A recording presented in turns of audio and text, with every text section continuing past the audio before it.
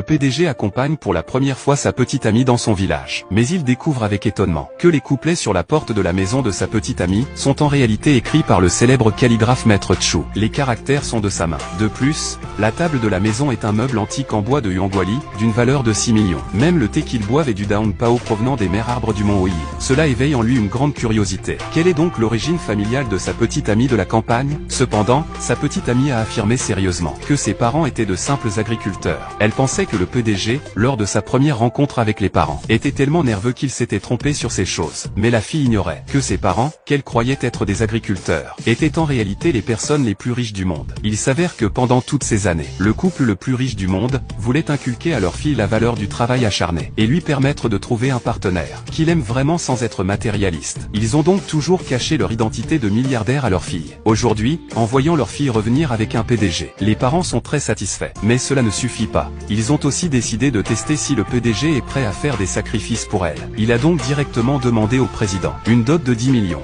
À ces mots, la fille a été stupéfaite. « Papa, est-ce que tu maries ta fille ou tu la vends? Tu ne peux pas profiter de leur richesse pour les arnaquer ainsi.